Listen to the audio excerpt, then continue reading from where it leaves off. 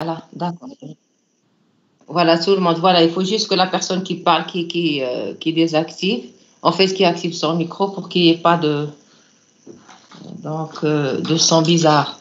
Et comme je vous ai dit, on peut aussi également parler de force de Van der Waals. Vous avez les carboxyles, l'acide aspartique, l'acide glutamique. Un CO- ou un COH, ils sont dotés de quelle propriété? Dites-moi. Quoi? Ionisable. Ils sont ionisables, voilà, bien sûr. Je peux passer du carbo, bien sûr, de COH à un anion carboxylate, de CO-, après. Un COH, il peut donner un CO- plus H+. Donc, on aura des charges négatives.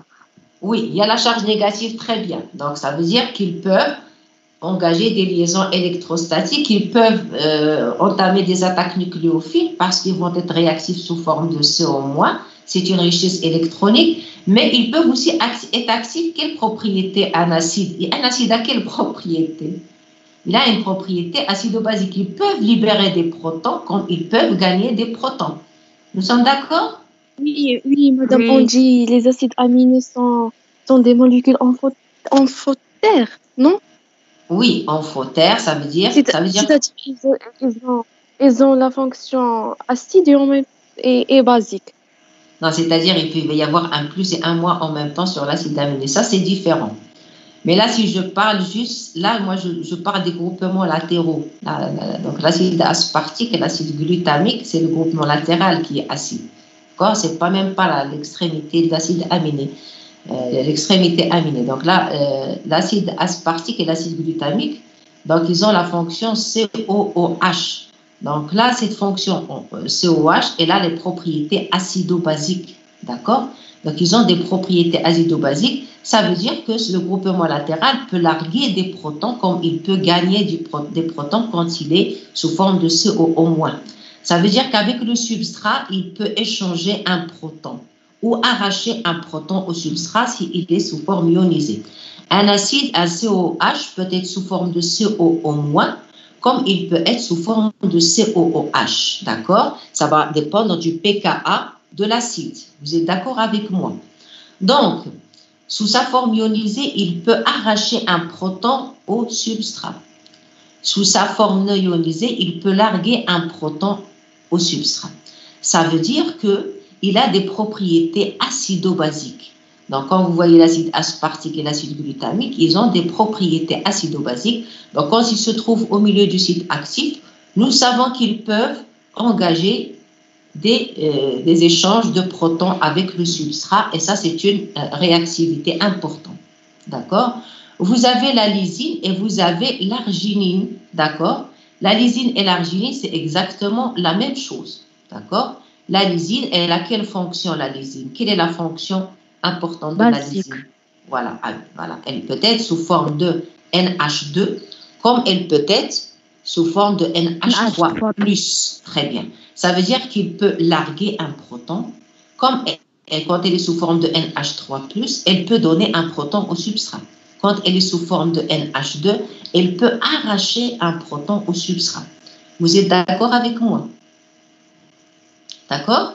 Donc là, il a des propriétés acido-basiques, comme elle a des propriétés électrostatiques, parce qu'elle peut être chargée positivement. D'accord? Et vous avez aussi l'azote, il est doté de pouvoirs nucléophiles. D'accord? Parce que l'azote, vous le savez bien, il possède un doublet électronique libre, donc il a une richesse électronique des atomes qui est électronégative, et donc il peut également échanger des électrons même avec le substrat. Donc vous avez la fonction imidazolique, la même chose, c'est l'histidine, d'accord? Donc regardez l'histidine également. Quelle est excusez-moi, quel est le groupement latéral de l'histidine? Allez-y. C'est les acides aminés basiques. Voilà. Noyau, vas-y, noyau imidazolique. Donc c'est un imidazole.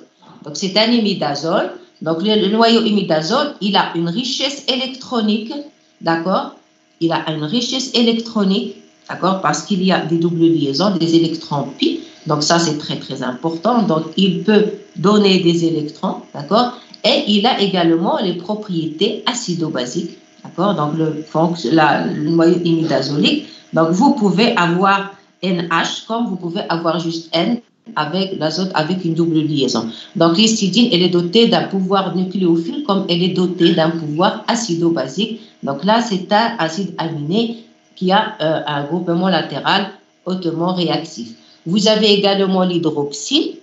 L'hydroxyle, c'est la fonction OH, d'accord, qui est présente au niveau de la sérine, elle est présente au niveau de la thréonine, comme elle est présente au niveau de la tyrosine. Donc, on va avoir beaucoup de sites actifs à base de sérine.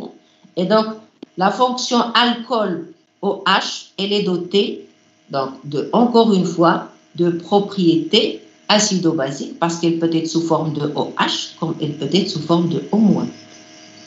Donc, quand elle est sous forme de O-, vous allez avoir tout simplement, elle peut gagner un proton. Quand elle est sous forme de OH, elle peut céder un proton.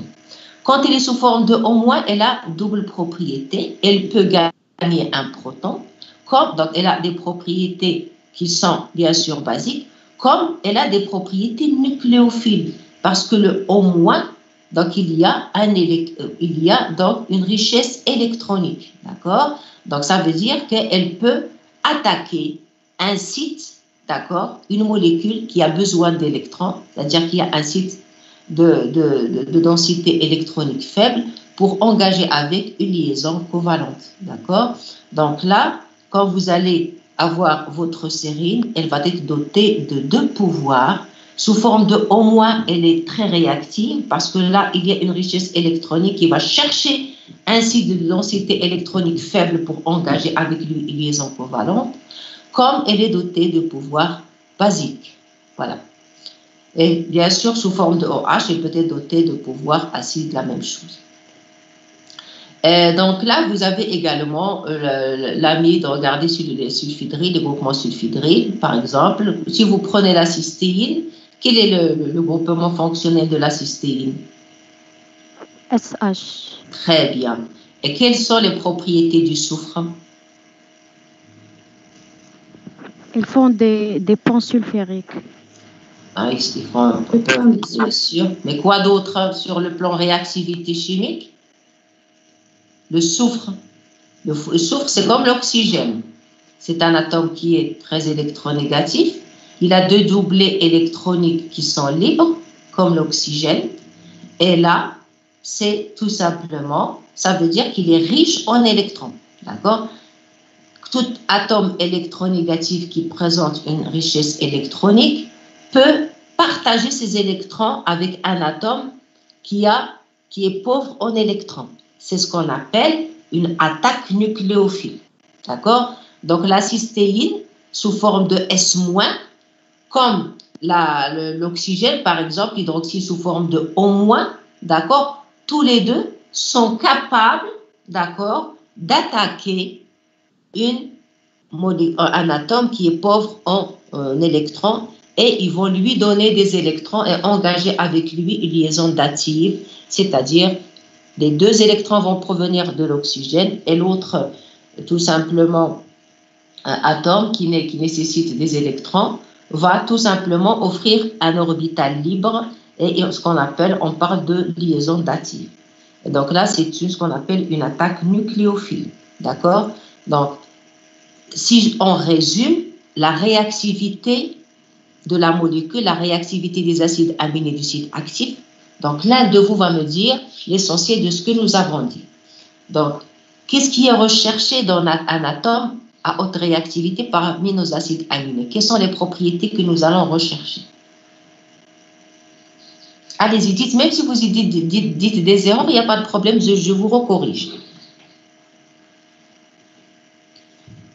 Quelqu'un qui peut maintenant, parce que j'ai parlé de l'histidine, j'ai parlé de la fonction alcool de la sérine, j'ai parlé de la fonction SH de la cystéine, du groupement sulfhydride de la cystéine, j'ai parlé de la fonction carboxyle. Donc, tous ces acides, ces fonctions chimiques sont dotées de quels pouvoirs? Quels sont les pouvoirs qui sont sur en fait, lesquels j'ai insisté. Allez, je vous prépare parce que bientôt on va passer aux propriétés de catalyse. Il faut que vous maîtrisiez ces... Pouvoir nucléophile. Très bien. Le pouvoir nucléophile. Quand est-ce qu'on dit qu'un atome a un pouvoir nucléophile?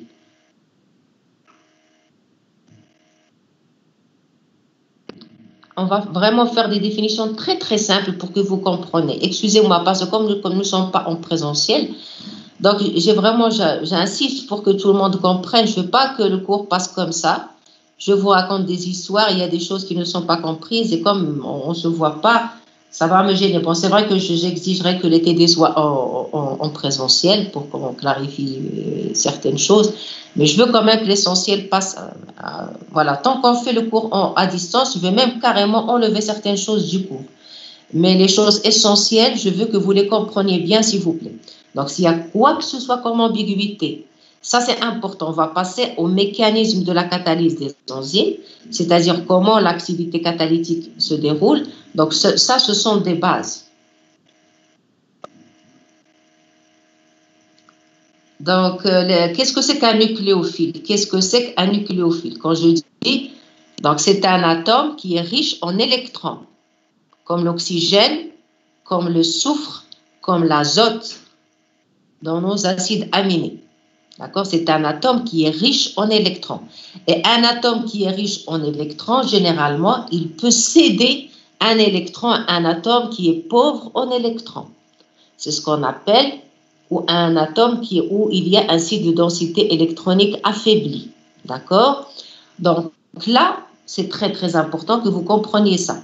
Donc un atome qui a un pouvoir de nucléophile, c'est un atome qui a une forte réactivité. D'accord? C'est pour ça que dans le site actif des enzymes, vous allez trouver généralement voilà, l'acide aspartique ou l'acide glutamique, vous allez trouver la sérine, vous allez trouver la cystéine, d'accord? Donc, tout simplement, je vous explique pourquoi ce sont des acides aminés que vous allez systématiquement retrouver dans les sites actifs. Donc, ce sont des acides aminés qui ont un pouvoir de nucléophilie et qui peuvent échanger des électrons avec des atomes du substrat. C'est clair? Là, cette partie est claire?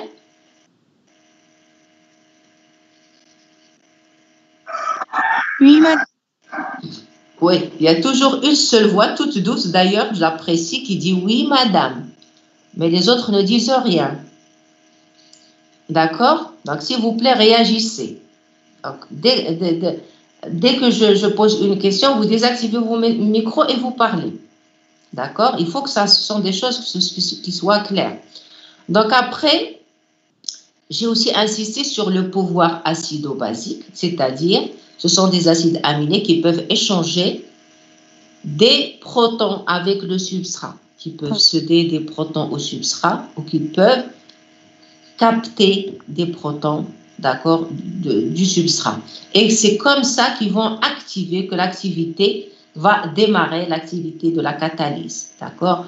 Donc, les acides aminés appartenant au site actif vont avoir deux propriétés importantes, d'accord, soit des propriétés acido-basiques, soit des propriétés de nucléophilie. Donc, c'est des acides aminés qui sont riches en électrons, d'accord. De ce fait, les deux, pratiquement, on va parler des mécanismes de la catalyse. Les deux mécanismes chimiques qui régissent la catalyse des enzymes enzymatiques, ce sont la catalyse acido-basique ou la catalyse covalente, ce qu'on appelle nucléophile. D'accord? Nucléophile ou électrophile. Nous allons voir ça. D'accord? Donc, l'échange d'un proton ou l'échange d'un électron avec le substrat. D'accord? Et c'est pour ça le site actif, j'insiste sur le site actif, ce sont toujours les acides aminés qui sont dotés d'une forte réactivité que vous allez retrouver au niveau du site actif. Ce sont généralement des acides aminés qui sont ionisables. Ils peuvent se transformer en cations ou en anions. D'accord? Les cations, donc on a parlé des cations, voilà, bien sûr, excusez-moi, la lysine. Voilà. Et donc là, encore une fois, c'est la même chose. Donc, et là, vous pouvez également trouver des acides aminés qui vont être électrophiles, nous allons voir, et qui vont plutôt être attaqués par le substrat. Mais généralement, ce sont des propriétés nucléophiles qui caractérisent les acides aminés qui sont au niveau du site actif. Voilà, c'est bon. Donc, je vais passer là-dessus. Donc, les propriétés des acides aminés du site actif. Si vous voulez me le résumer, donc je répète, vous enregistrez. D'accord, donc vous pouvez réécouter ça. Par la suite, là, je vais parler peut-être, la responsable doit m'envoyer les enregistrements pour que je les écoute moi-même au cas où il y a quelque chose qui n'est pas clair, donc je rectifie. Donc, si vous enregistrez, donc j'insiste encore là-dessus, donc je résume les acides aminés qui composent le site actif vont être dotés d'une haute réactivité, d'accord? Donc, spécialement des propriétés électrostatiques, d'accord, et des propriétés acido-basiques, d'accord. Donc des acides aminés qui peuvent s'ioniser, qui sont dotés de richesses électroniques et qui peuvent engager tout simplement des attaques nucléophiles, ou des acides aminés qui sont dotés de propriétés acido-basiques et qui peuvent donc entraîner ou initier la catalyse par des échanges de protons avec le substrat. On parle de catalyse acido-basique. Voilà. Donc, il n'y a pas n'importe quel acide aminé au niveau du site actif, mais ce sont des acides aminés qui sont réactionnels. Voilà. Là, je vais passer encore toujours, je suis dans le site actif. Et regardez, qu'est-ce que je vous dis. Donc, le site actif, ça c'est très important, je le mets en gras. Un micro-environnement hydrophobe.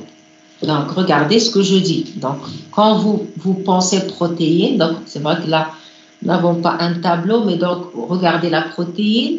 Donc, regardez tous une structure tridimensionnelle. Regardez en haut, je vous mets la protéine. Là, c'est une lipase que je vous mets. Les lipases sont un peu particulières, les lipases, parce que c'est de la catalyse hétérogène. Les lipases sont un peu spéciales dans le fait, la majorité des lipases possèdent, le site actif possède un couvercle. Donc le site actif s'ouvre et se ferme. D'accord? Il s'ouvre quand il est en contact d'un milieu hydrophobe généralement. Donc, on ne va pas traiter la catalyse hétérogène dans ce cours-là, mais si on a du temps, peut-être dans le TD, je peux parler un peu des propriétés des lipases. Maintenant, regardez cette molécule de lipase que je vous montre et vous voyez que donc là, c'est un enchaînement.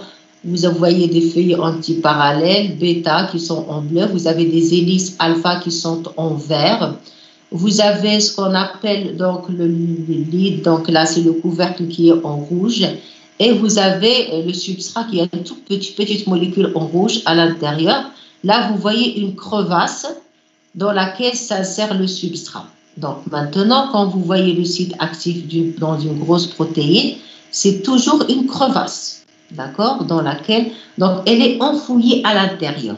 Vous n'allez pas trouver un site actif exposé à l'extérieur de la protéine enzymatique, jamais, d'accord. Le site actif, il est toujours à l'intérieur. On a l'impression que la protéine le cache, elle va le préserver vraiment parce que tout simplement, c'est une partie qui est très importante pour l'activité catalytique de la protéine. Alors, dans ce site actif, le site actif, donc c'est vrai qu'il est vraiment à l'intérieur, il est bien sûr bien caché, et les crevasses, si vous voulez, donc là, sont tapissées d'acides aminés hydrophobes. Donc là, c'est une particularité. Regardez, je parle d'acides aminés hydrophobes. À l'intérieur, c'est-à-dire les versants qui vont vous amener vers le site actif sont hydrophobes. Donc, vous allez vous poser la question, pourquoi il y a des acides aminés hydrophobes dans le site actif?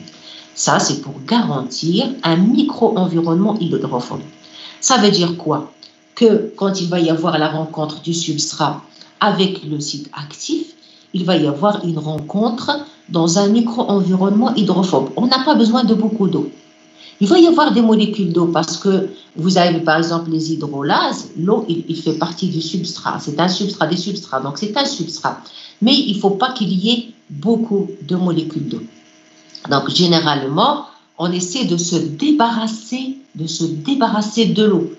Quand on se débarrasse de l'eau dans un micro-environnement, ça veut dire que l'ionisation d'accord, du milieu va s'abaisser, d'accord. Et l'ionisation du milieu, normalement, on la caractérise par une fonction, si vous vous rappelez bien, c'est la constante diélectrique. C'est la constante diélectrique. Donc, plus la constante diélectrique est élevée, plus le milieu est ionisable, d'accord. Plus la constante diélectrique est basse, plus le milieu est non ionisable. Par exemple, donc, dans un micro-environnement d'eau, donc la constante diélectrique elle est de 80. Par contre, quand nous sommes dans le vide, la constante diélectrique, voilà, elle est de 1. Donc là, c'est très bas. D'accord. Donc, généralement, pourquoi on a envie de se débarrasser de l'eau au niveau du site actif? Je vais vous expliquer ça par la suite. Donc, je vais essayer, je ne suis pas ça, je ne suis pas mes diaporamas.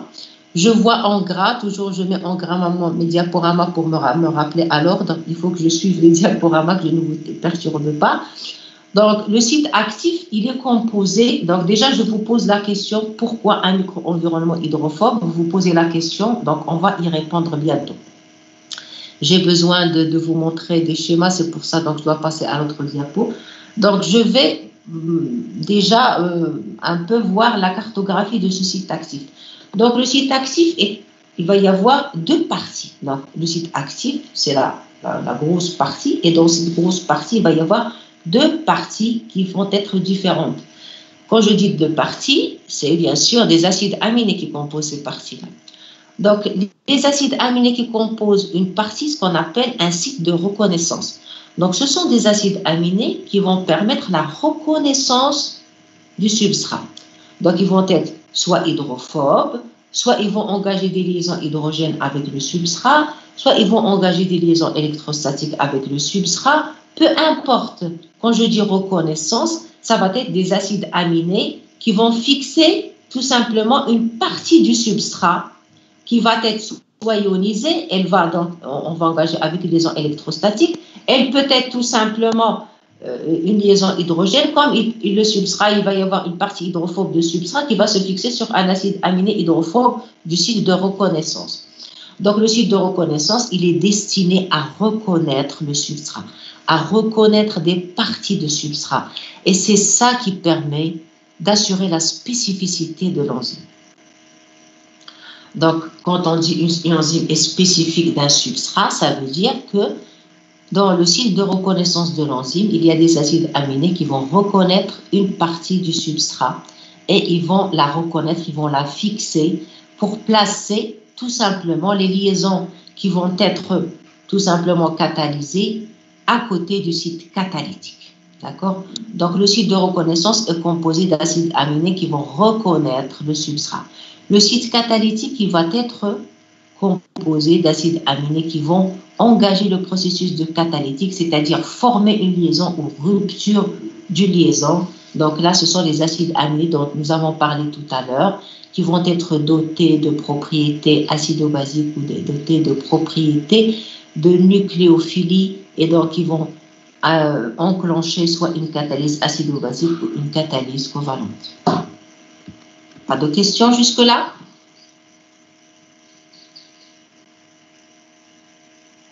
Oui, madame. Il y a des questions ou pas?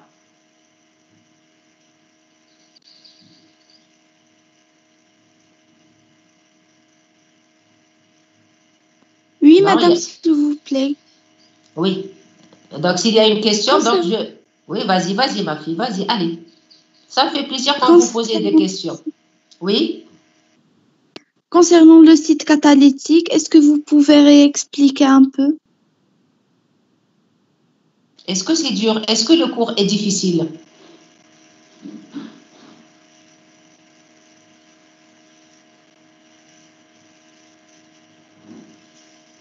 Madame, pour le site catalytique, c'est le site qui est responsable pour la baisse d'énergie d'oxydation. Le site catalytique, voilà, donc là, je crois que vous dormez parce que là, j'ai expliqué beaucoup le site catalytique. Donc, faites très attention. Moi, je crois que j'ai repris au moins 3 fois. Donc, je dis le site catalytique, c'est pratiquement le site qui est composé d'acides aminés, d'accord, de contact, qui vont engager, d'accord, un contact direct avec le substrat. ce sont les acides aminés qui vont initier le processus catalytique. Ce sont eux qui vont initier le processus catalytique. D'accord? Qu'est-ce que c'est que la catalyse? Dites-moi, qu'est-ce que c'est que quand je parle d'un processus catalytique? C'est je dois couper une liaison, je dois fabriquer une liaison. D'accord? Donc, c'est ça. D'accord? Je vais arracher quelque chose au substrat, je vais lui arracher un proton, je vais lui donner peut-être un électron ou je vais lui donner un proton. C'est ça le processus catalytique. Le processus catalytique, c'est d'abord activer le substrat. Donc, activer le substrat, ça veut dire c'est une liaison qui est stable, normalement, qui ne bouge pas. Le substrat, il est tranquille, mais moi, je vais l'activer. Je vais l'activer tout simplement en créant, par exemple, d'accord, une activation au niveau du substrat pour qu'il puisse s'enclencher rapidement dans le processus catalytique. D'accord? C'est-à-dire, je vais peut-être exagérer l'électrophilie d'une liaison. Vous avez une liaison qui est électrophile, d'accord? Un atome, tout simplement, qui est électronégatif avec un atome qui est électropositif. Donc là, j'ai une liaison, tout simplement, qui n'est pas au même degré d'électronégativité. Donc, c'est une liaison qui est plus fragile, d'accord? Donc, par exemple, l'enzyme va essayer en quelque sorte de déstabiliser la liaison pour qu'il puisse la couper, d'accord? Regardez, par exemple, vous avez une protéine, d'accord? Donc, une protéine, quelles sont les liaisons qui composent la protéine?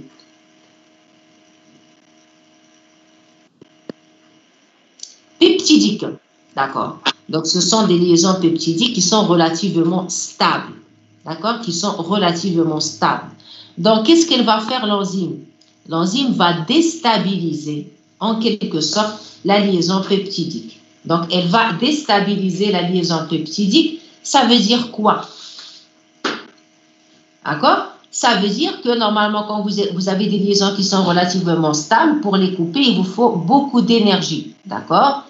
Au niveau, parce que là, généralement, il y a tout simplement, vous avez l'oxygène, vous avez l'azote, avec leur doublé, ils vont participer à la stabilisation de cette liaison, d'accord, entre le C et le L.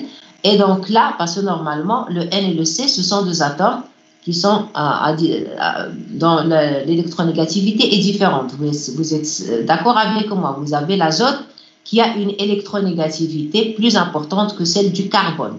D'accord? Mais ça veut dire que le carbone de la liaison peptidique, en quelque sorte, d'accord, il a un environnement électronique relativement faible. Donc, qu'est-ce qui va stabiliser? C'est l'oxygène, d'accord, qui va stabiliser. Donc là, quand vous allez avoir COOH, d'accord, vous allez avoir le moins au niveau du COH, donc il va tout simplement revenir et donc vous allez stabiliser votre liaison peptidique, d'accord? Donc pour déstabiliser cette liaison peptidique, qu'est-ce qu'il faut faire? Dites-moi, comment on peut déstabiliser cette liaison? Donc on va essayer tout simplement de toucher les agents qui sont stabilisateurs, d'accord? Vous me suivez? Oui, madame. Oui, oui, madame. Regardez. Là j'aurais besoin peut-être d'une image. Je vais vous montrer quelque chose ici. Regardez, regardez là. Regardez en bas. Vous voyez la chymotrypsine?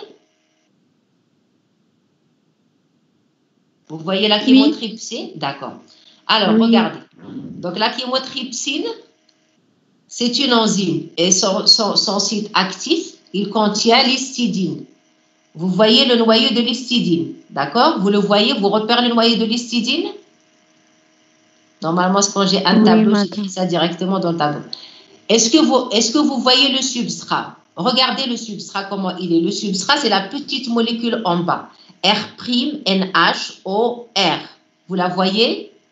Oui? Oui, madame. Oui, madame. Alors, regardez, la liaison peptidique, c'est NHO. Et là, c'est une liaison qui est relativement stable. Pour que l'enzyme puisse, excusez-moi, parce que mon écran est tactile, donc je le touche, ça bouge. Voilà. Voilà. Même d'ailleurs, ça, oh non, non, je vais peut-être faire ça. J'ai bougé, je me rappelle où j'étais. Voilà, je suis là. Donc là, vous voyez, donc ici, vous avez la liaison peptidique, c'est NHO. Vous voyez là. Alors, regardez, qu'est-ce qui se passe. Vous avez la sérine, le site catalytique, c'est la sérine. La sérine fait partie du site catalytique. D'accord?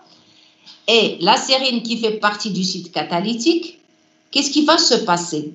La sérine, elle peut faire quoi? Vous m'avez parlé du site catalytique et je vous ai dit que le site catalytique contient des acides aminés.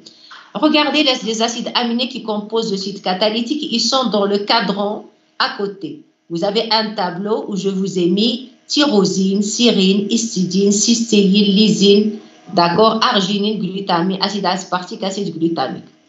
Alors, regardez la sérine. La sérine, je vous ai mis ROH et je vous ai mis RO-. C'est ce que j'ai parlé de ça tout à l'heure. Alors, je vous ai dit que la sérine peut être sous forme de O-, comme elle peut être sous forme de ROH, sous forme alcoolique, d'accord, comme sous forme, regardez, de O-. Le O-, d'accord, là, c'est un anion qui est doté d'une haute réactivité. Quelle est la réactivité du O-? Dites-moi, mes enfants. O-, le moins, c'est quoi? Quand on a un moins, ça, c'est synonyme de quoi? D'une richesse en quoi? En électrons. Très bien. C'est une richesse en électrons. Ça veut dire que le O-, c'est une richesse électronique. Et quand un atome est riche en électrons, il va chercher un site de densité électronique faible qui a besoin d'électrons. Dans la liaison peptidique, quel est le site qui est en principe faible en électrons? Alors, dites-moi. Regardez, vous avez C avec N. Vous êtes d'accord avec moi? Vous avez C avec N. Vous avez une liaison CN entre le carbone et l'azote. Est-ce que le carbone et l'azote ont la même électronégativité? Non. Non. L'azote est très électronégatif par rapport au carbone. Ça veut dire que le nuage électronique va partir vers le côté de l'azote et le carbone va rester affaibli en électrons. Vous êtes d'accord avec moi? Oui. Voilà. Alors là, quand il va y avoir la sérine sous forme de O-, elle va attaquer le carbone. Voyez? Et donc, quand elle va attaquer le carbone, tout simplement, qu'est-ce qui va se passer? D'accord? Donc, le doublet, normalement, qui stabilisait le carbone, va repartir vers l'oxygène, tout simplement. Et donc là, quand elle attaque le carbone, quand on a un atome qui est riche en électrons, qui attaque un atome qui est pauvre en électrons, quelle est la liaison qui va être créée? La liaison covalente. Très bien. Alors, regardez l'image à côté. Regardez l'image à côté. La flèche, je vous la mets. Vous avez la flèche rouge. Ça veut dire que la sérine va être décapitée. On lui enlève son proton. Elle va devenir sous forme de O-. Et le O- de la sérine va attaquer le carbone de la liaison peptidique. Et regardez l'image d'à côté. Vous voyez que la sérine a engagé une liaison covalente avec tout simplement le carbone de la liaison peptidique. Moi, ce que je vous conseille, c'est quand même que vous puissiez tirer vos diaporamas. Et quand je fais des explications, donc vous avez des stabilos et vous fixez ce dont je parle. C'est ce que font d'habitude les étudiants en présentiel. Comme ça, ils vont retrouver facilement l'explication. D'accord? Donc là, la sérine a engagé une liaison avec le carbone de la liaison peptidique. Quand elle engage une liaison avec le carbone de la liaison peptidique, qu'est-ce qui va se passer avec la liaison peptidique? Regardez, le carbone, il devient comment? Est-ce que le carbone peut faire toutes ces liaisons? Voilà, le carbone va devenir pentavalent. Ce n'est pas possible. Un carbone pentavalent ne peut pas tenir. Donc, l'une des liaisons va être coupée, ça va être la liaison covalente. D'accord? Donc, on va reprendre ça par la suite. Ça, c'est une partie qui est relativement difficile. Donc, je vais la reprendre par la suite. D'accord? Là, c'est juste pour que vous expliquiez qu'est-ce que c'est qu'une catalyse. Donc, une catalyse, je résume, c'est généralement un acide aminé qui appartient au site catalytique.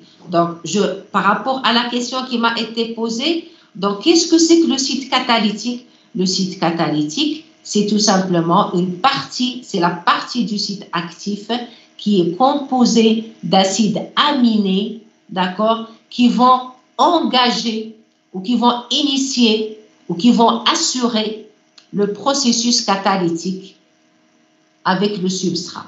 Ce sont les acides aminés qui vont être responsables d'une coupure d'une liaison avec du substrat ou d'une formation d'une liaison pour fabriquer le produit. D'accord. Donc, ce sont les acides aminés qui vont échanger des protons avec le substrat ou échanger des électrons avec le substrat.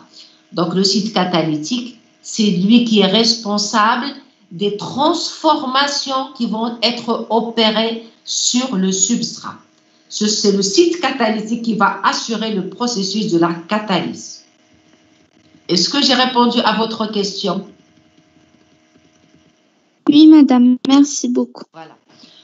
N'hésitez pas à poser des questions. Moi, je sais que nous sommes en distanciel, donc il y a quand même la difficulté, parce que quand j'ai un tableau, donc je marque dessus, etc., je n'ai pas cette possibilité ici. Je vais essayer peut-être de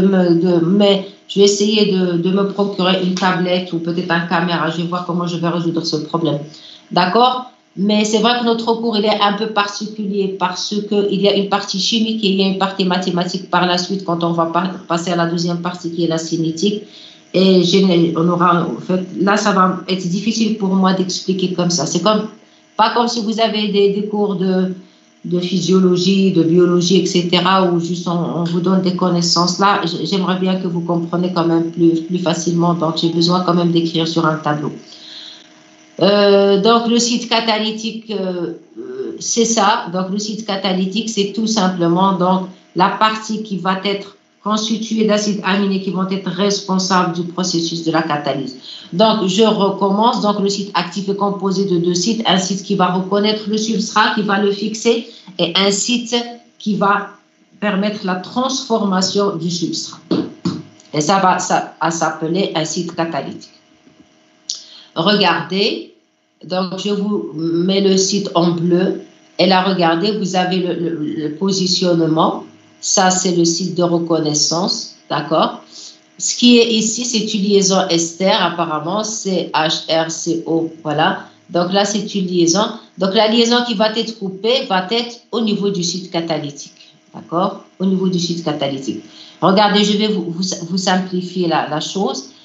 Vous voyez ce que c'est qu'une guillotine? Une guillotine, c'est elle qui permet de couper les têtes.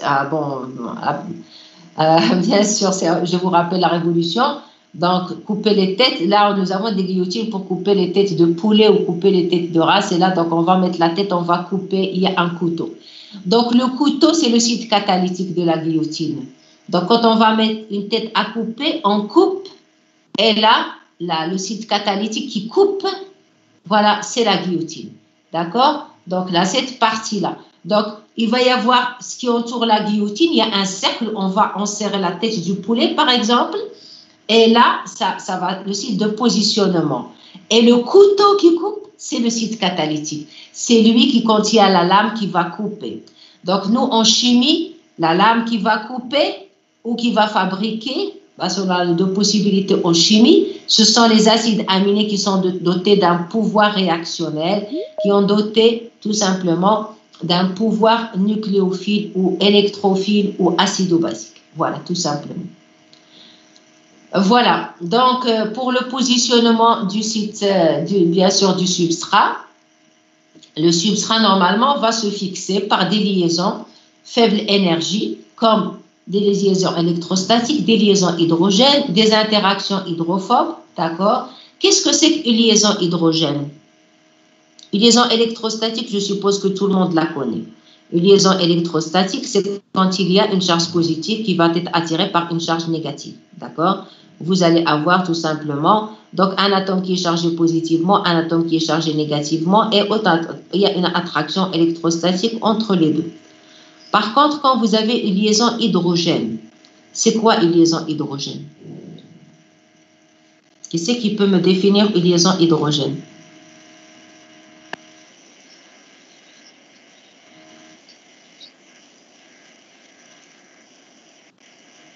Très bien. Mais il y a quelque chose que tu as oublié. C'est qui parle souvent? Vous êtes qui? Tu es Selma. Voilà, c'est toujours la même voix. Et ce n'est pas votre responsable qui va répondre à toutes les questions. D'accord? Il faut que vous bougez. Il faut, parce que si vous restez comme ça, je vais à chaque fois parler. Je vais dire un nom. Voilà, j'ai votre liste devant moi et pour qu'il parle. D'accord? Mais je veux que vous suivez avec moi. Pour qu'il y ait une efficacité du cours, s'il vous plaît, j'ai besoin de savoir si le message passe. C'est très, très important pour moi. D'accord? Parce que parler comme ça, sans arrêt, sans aucune assurance que le message passe, me fait peur un peu. Donc, Selma a bien, en tout cas, elle a bien défini, mais pas totalement. Donc, elle a dit c'est un hydrogène qui va être attiré par un atome électronégatif. Mais cet hydrogène, pourquoi qu'il va être attiré par un atome électronégatif, Selma?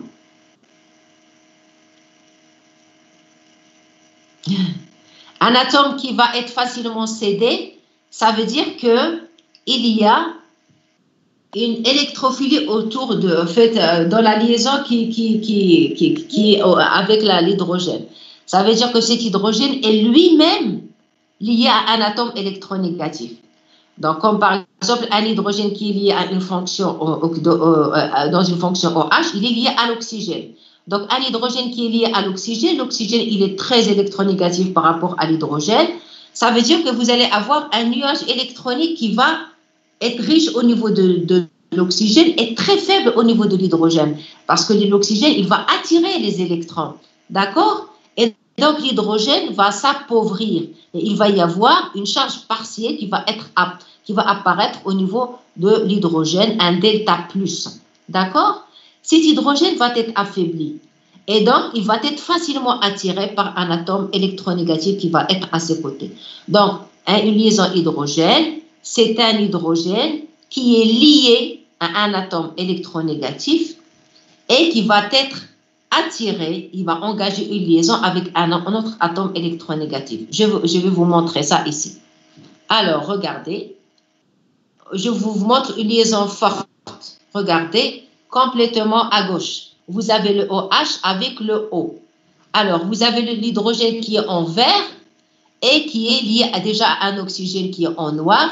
L'oxygène, il est riche en électrons, il est électronégatif. Donc, il va tout simplement, le nuage électronique de cette liaison est bien sûr riche au niveau oxygène et pauvre au niveau hydrogène. Vous allez avoir un delta moins au niveau du H vert. D'accord? C'est pour cela que cet hydrogène qui est affaibli en électrons va être attiré par un autre atome électronégatif, c'est l'oxygène. Ça, c'est une liaison hydrogène. En bas, la même chose, regardez, cette fois l'hydrogène n'est pas lié à l'oxygène, mais il est lié à un autre atome électronégatif, l'azote. Ça veut dire qu'il va porter une charge positive et il va être attiré par tout simplement l'atome électronégatif d'oxygène qui va se trouver à côté. C'est ça une liaison hydrogène. Vous voyez, c'est ça. Donc, je reviens à l'autre. Donc, des interactions hydrophobes. Qu'est-ce que c'est que des interactions hydrophobes? Ce sont des interactions entre deux groupements hydrophobes, bien sûr, qui fuient l'eau. D'accord? Des forces de Van der Waals, d'accord? Ce sont également des groupes ionisés qui vont s'attirer entre eux. Donc, ce sont des forces de Van der Waals. Sont profondément affectés donc, par la présence d'eau. Regardez, qu'est-ce qui se passe? Vous avez fait en biochimie structurale la molécule d'eau. Et vous savez que la molécule d'eau, c'est un dipôle. Vous êtes d'accord avec moi ou pas? Oui, madame. Voilà. Oui, madame. Le dipôle O, ça veut dire que si vous avez bien sûr, si vous n'avez pas que le diaporama, vous avez pu imprimer votre diaporama, vos fiches diaporama, vous pouvez mettre sur la molécule d'oxygène delta moins au niveau de l'hydrogène, de l'eau, excusez-moi, un delta plus au niveau de l'atome d'hydrogène, un autre delta plus au niveau de l'autre atome d'hydrogène et 2 delta moins au niveau de l'oxygène. Donc là, ça veut dire qu'il y a 2 pôles. Vous avez les hydrogènes qui sont partiellement chargés positivement et l'oxygène qui est partiellement chargé négativement. Donc, quand il y a une molécule d'eau, les molécules d'eau, quand ils sont dans un milieu, on parle de solvatation. Ça veut dire quoi? Ça veut dire que la molécule d'eau, avec sa partie qui est chargée partiellement positive, va entourer les charges négatives. Regardez. Regardez complètement à droite, en bas. Vous voyez? La charge négative, elle est entourée par les hydrogènes qui ont une charge partielle positive. Vous êtes, voilà. Et en haut, la charge positive bleue, elle est entourée par la partie de l'eau qui est chargée négativement, c'est-à-dire les oxygènes. Et là, c'est ce qu'on appelle la solvatation. Et c'est comme ça qu'on vous dit que dissolvez le sel dans l'eau. Pourquoi vous dissolvez quand vous mettez le sel, NaCl, pourquoi vous le dissolvez dans l'eau? C'est comme ça, tout simplement. Parce que vous séparez le Na et le Cl. Cl- c'est pris par les charges partielles positives de l'eau et le Na+, c'est pris par les charges, bien sûr, de l'oxygène négative. Et c'est ce qu'on appelle le phénomène de solvatation. Donc, quand l'environnement, quand il n'y a pas d'eau, vous allez avoir la charge positive qui va arriver avec la charge négative. Personne, excusez-moi, aucune molécule ne les gêne. Regardez, c'est la charge bleue avec la charge violette, environnement non polaire. Je vais vous marquer environnement non polaire. Les 2 charges, hop, vont se rencontrer rapidement. Quand il y a l'eau, c'est difficile parce que les molécules d'eau vont tout simplement dissocier les 2 charges et vont rendre leur rapprochement difficile. Et c'est pour ça, quand vous avez un milieu aqueux, normalement, les liaisons électrostatiques ne vont pas être efficaces. C'est-à-dire le rapprochement entre la charge positive et la charge négative ne va pas être efficace parce qu'il y a le phénomène de solvatation avec l'eau. Est-ce que vous avez compris maintenant pourquoi que le milieu micro-environnement du site actif est hydrophobe? Oui, madame, oui. Voilà, très bien. Parce que pour que l'enzyme soit efficace, pour que la reconnaissance entre le substrat et l'enzyme soit efficace, si par exemple il y a une charge négative au niveau de l'enzyme et une charge positive au niveau du substrat, et donc il va y avoir le rapprochement entre les deux, s'il y a l'eau, il va intervenir dans ce rapprochement et il va solvater et le rapprochement ne va pas être rapide et efficace. Et c'est pour ça que le micro-environnement du site actif est hydrophobe.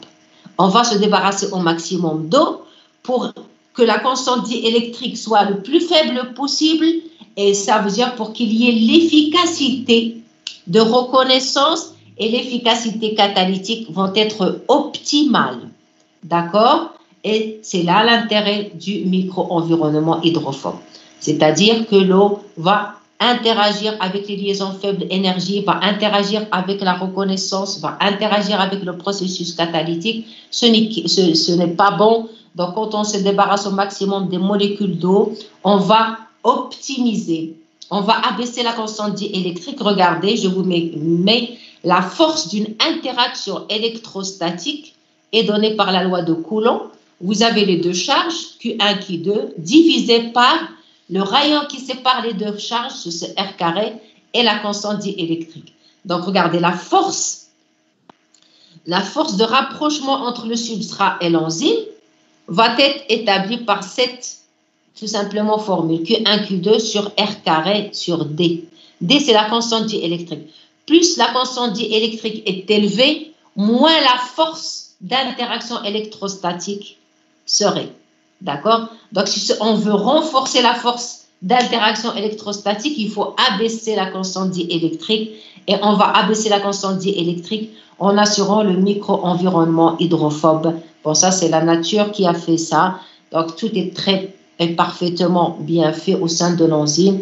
Donc, le fait d'établir ou de mettre sur les versants du site actif des acides aminés hydrophobes, c'est pour renforcer la force d'interaction électrostatique entre les sites, bien sûr, actifs et les charges ou bien sûr les sites de reconnaissance du substrat. C'est clair? Madame, s'il vous plaît. Oui, vas-y, vas-y. Madame, qu'est-ce qu'on utilise pour se débarrasser de l'eau? Qui c'est qui peut lui répondre? Allez. Qu'est-ce qui permet que le site actif est hydrophobe?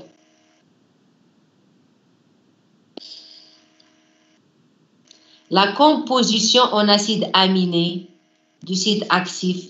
Le site aminé, je vous ai dit, les versants qui composent le site actif, ce sont des acides aminés hydrophobes. Et quand il y a des acides aminés hydrophobes, automatiquement, ils n'attirent pas l'eau autour d'eux. D'accord? C'est plus clair? Oui, madame. Oui. Voilà, faites attention parce que j'ai commencé pratiquement dans cette diapo-là à dire un micro-environnement hydrophobe. Et là, je vous ai dit qu'au niveau des versants du site actif, il y a des acides aminés hydrophobes.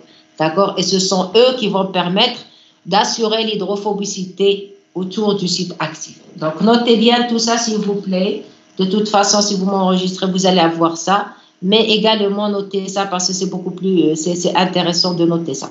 D'accord? Donc, le micro-environnement hydrophobe ou l'hydrophobicité du micro-environnement du site actif est assurée essentiellement par la composition des versants autour du site actif qui est composé essentiellement d'acides aminés hydrophobes, ce qui permet donc de chasser au maximum les molécules d'eau.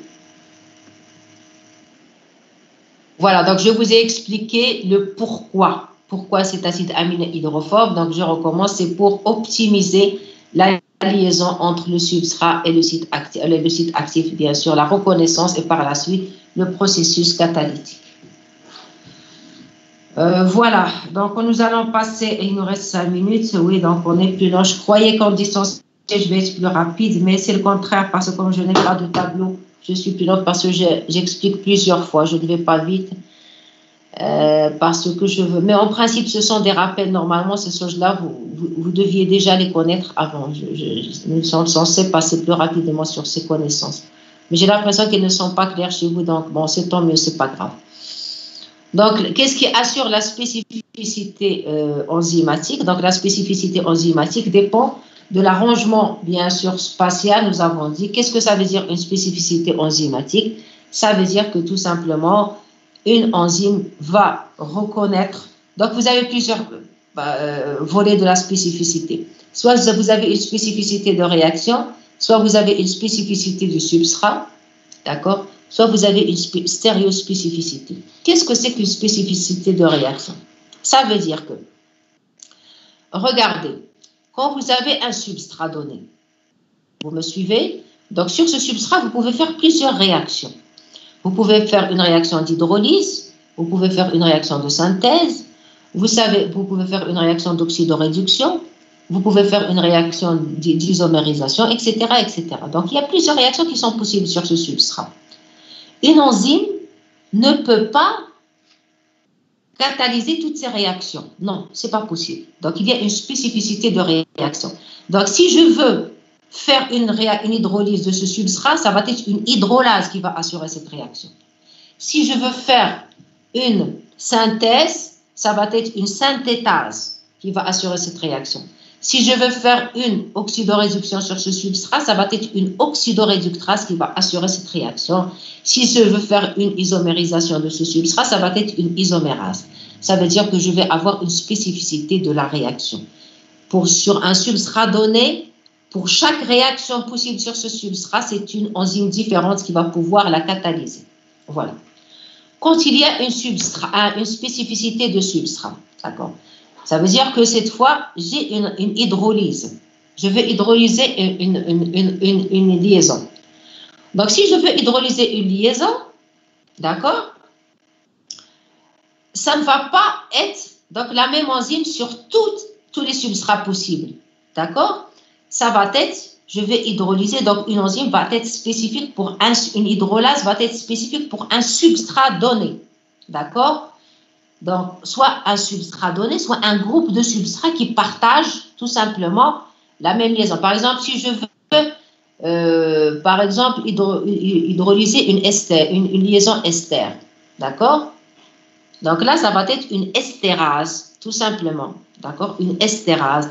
Donc, l'estérase va être spécifique de toutes les liaisons ester, d'accord? Qui sont possibles. Donc, un groupe de liaisons, tout simplement. Donc là, c'est une hydrolase, mais elle va être spécifique d'un groupe de substrats qui a quelque chose en commun, une liaison commune, c'est la liaison ester. D'accord? Donc là, si j'ai une spécificité large, donc ça va être une estérase. Si, ou par exemple, ça va être une peptidase, etc., ou ça va être une osidase, ça va être une liaison osidique. Mais parfois, je vais prendre une peptidase. Une peptidase, c'est une osidase, excusez-moi, pas une liaison osidique, donc une peptidase. Donc, si je prends une peptidase, c'est-à-dire c'est une protéase, je peux trouver une protéase qui va prendre pratiquement toutes les protéines. À chaque fois qu'il y a une liaison peptidique, elle va la couper. Je vais parler d'une spécificité du substrat par rapport aux protéines. Ça, c'est ce qu'on peut parler d'une peptidase à spécificité large. Mais parfois, je peux trouver une spécificité très restreinte. C'est-à-dire, je vais trouver une peptidase, d'accord, mais qui ne va pas couper toutes les liaisons peptidiques. Je vais trouver une peptidase qui ne va couper que vers l'extérieur des liaisons peptidiques. Je vais parler d'une exopeptidase ou juste à l'intérieur de la protéine, c'est-à-dire je vais parler d'une endopeptidase. Donc là, je restreins mes substrats. Parfois, je vais trouver une peptidase qui va être plus spécifique. Je vais trouver une peptidase qui ne va couper qu'après une liaison peptidique qui se situe après un acide aminé basique ou après un acide aminé acide. Donc là, c'est différent. Et donc là, mon groupe de substrats se restreint. Donc ça, c'est une spécificité par rapport à un substrat.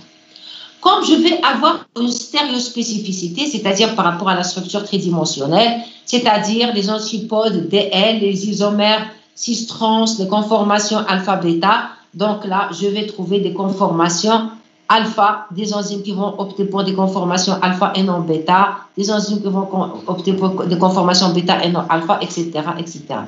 Donc ici, je vous donne des exemples. Vous avez soit une chimiosélectivité, regardez, là c'est une liaison chimique.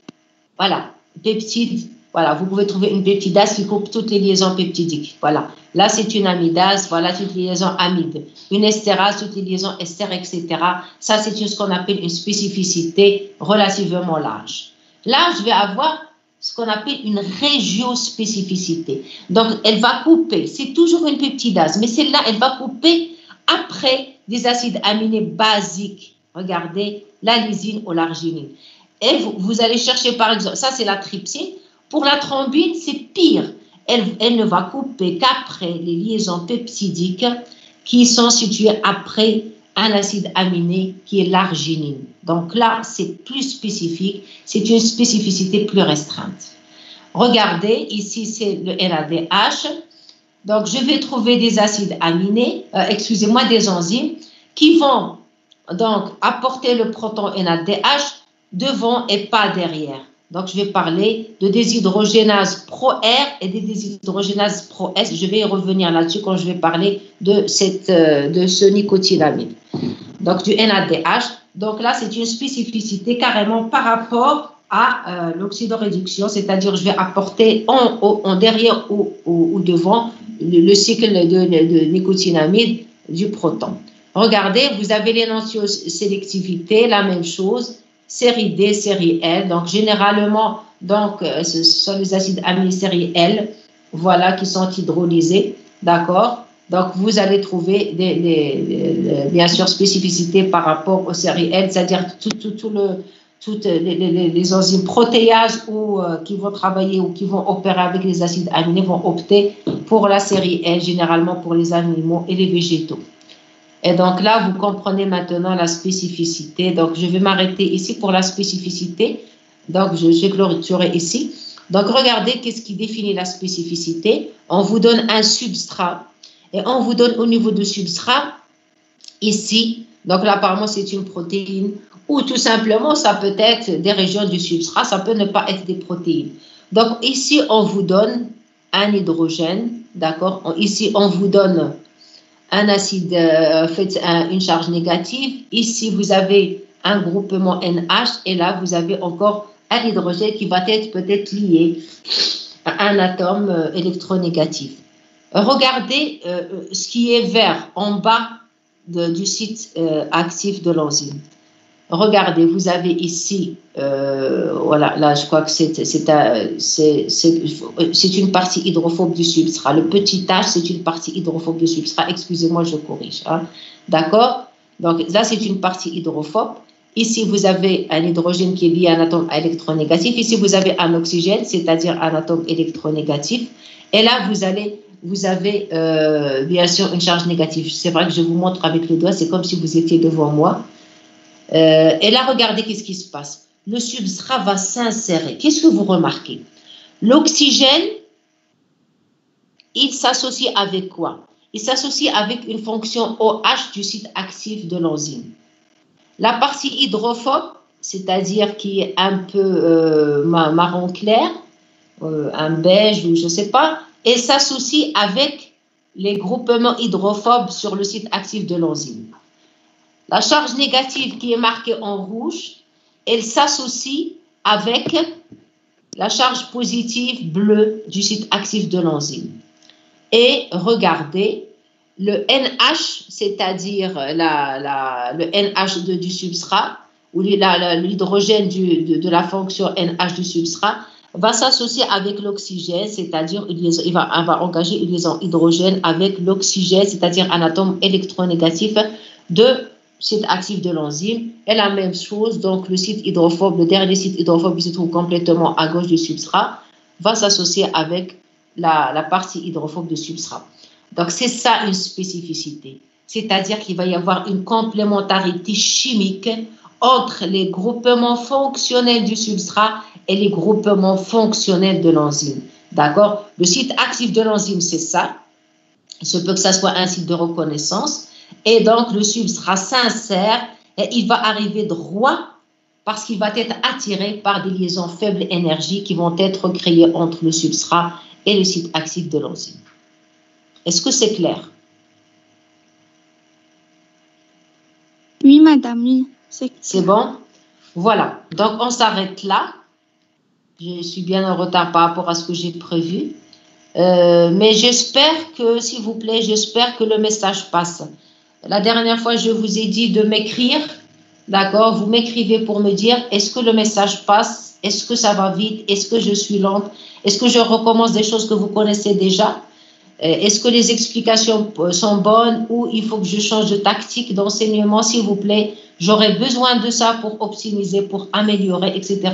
Donc, soit on reste sur le même rythme, soit on va accélérer ou c'est le contraire. Donc, dites-moi ce que vous pensez du cours pour qu'on puisse l'optimiser. J'ai besoin de votre retour. Donc, généralement, quand vous êtes devant moi, vous parlez rapidement. Quand vous n'êtes pas devant moi, donc je n'ai aucune assurance quant au passage de message. J'aurai besoin, s'il vous plaît, de vos remarques pour que nous puissions optimiser donc, le message qui devrait passer à travers ces cours à distance. Voilà, donc je vous remercie. Et donc, je vous souhaite bon courage avec la biostatistique et quand on va se retrouver vendredi à 8h30, Inch'Allah. Voilà. Est-ce qu'il y a quelqu'un qui veut me dire quelque chose?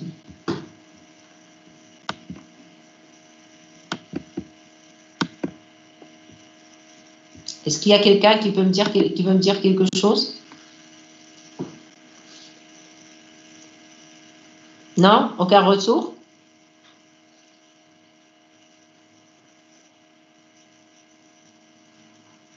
Personne?